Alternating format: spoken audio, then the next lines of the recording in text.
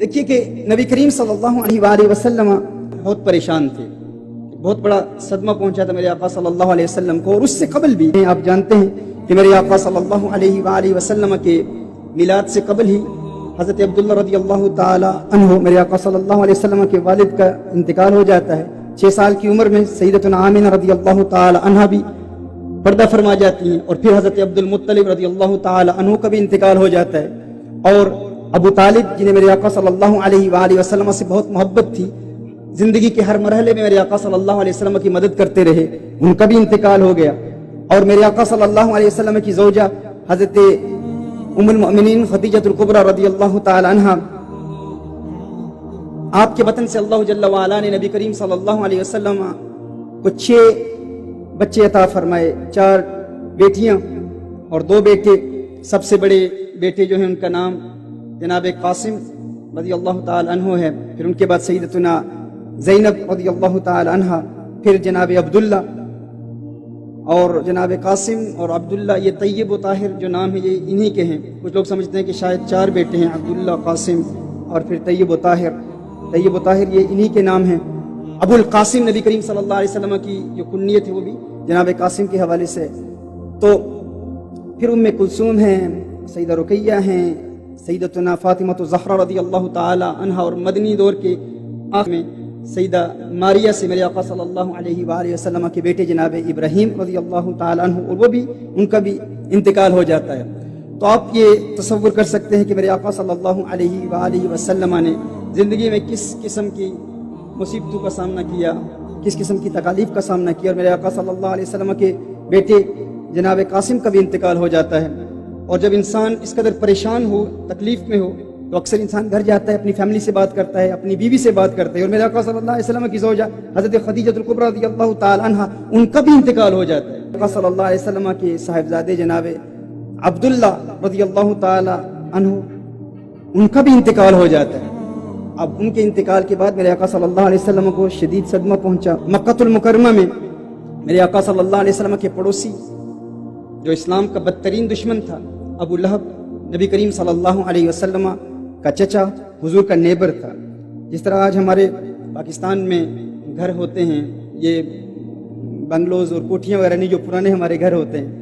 حضور اکرم صلی اللہ علیہ وسلم کے دور میں بھی ایسے گھر تھے۔ یعنی پہلے آپ کا صحن ہے سامنے، اور صحن کے پیچھے آپ کی لیونگ روم ہے یا آپ کی بیڈ روم ہے، اور بڑی تھن دیواریں ہوتی تھی، بڑی پتلی دیواریں ہوتی تھی۔ یعنی بیڈ روم میں بھی اگر کوئی کلام کیا جائے تو آپ کا پڑوسی آپ کی آواز کو سن لیتا تھا۔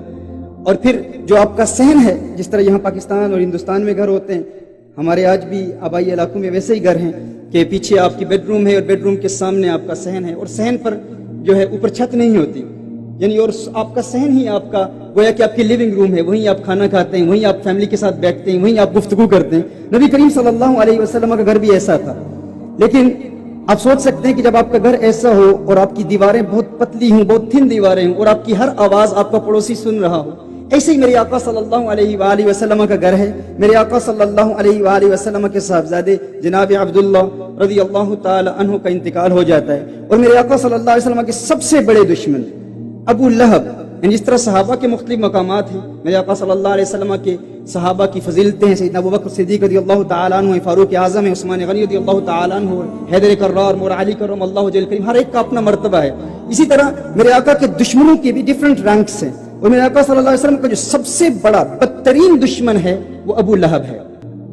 اب جناب عبداللہ رضی اللہ تعالی عنہ کا انتقال ہو جاتا ہے۔ میرے آقا صلی اللہ علیہ وسلم شدید پریشان ہے، بہت بڑا صدمہ پہنچا ہے،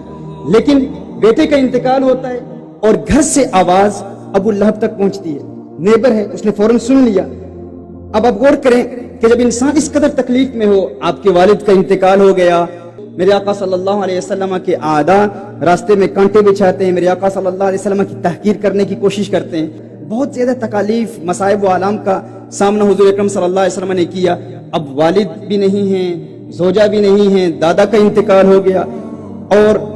اب پہلے بیٹے کا بھی انتقال ہو گیا، دوسرے بیٹے کا بھی انتقال ہو گیا، اور اب فوراً انسان اس وقت چاہتا ہے کہ کوئی رشتہ دار ہو، کوئی فیملی ممبر ہو، کوئی سہارا بنے, کوئی تسلی دے, کوئی آ کے کہے کہ میں آپ کا غم اور آپ کی پریشانی آپ کے ساتھ شیئر کروں گا. لیکن اس وقت جب انسان کو یہ توقع ہوتی ہے کہ کوئی دوست ہو, کوئی اپنا ہو, کوئی محبت کا اظہار کرے, اس وقت جو اپنا ہے, جو بظاہر رشتہ دار ہے, ابو لہب ہے. اور ابو لہب کیا کہہ رہا ہے؟ وہ اعلان کر رہا ہے, ایک بچے کی موت کا جشن منا رہا ہے علیہ باللہ. وہ کہہ رہا ہے قد بطر محمد اللین, نبی کریم صلی اللہ علیہ وسلم علیہ باللہ آج ابتر ہو گئے. اب ابتر کسے کہتے ہیں؟ جس کی نسل کٹ گئی ہو,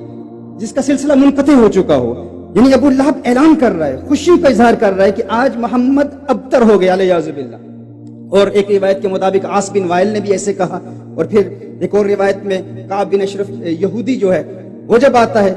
تو حضور اکرم صلی اللہ علیہ وسلم کے دشمنوں نے کہا نبی کریم صلی اللہ علیہ وسلم کے حوالے سے الا ترى هذا الصبي المبتدر من قومه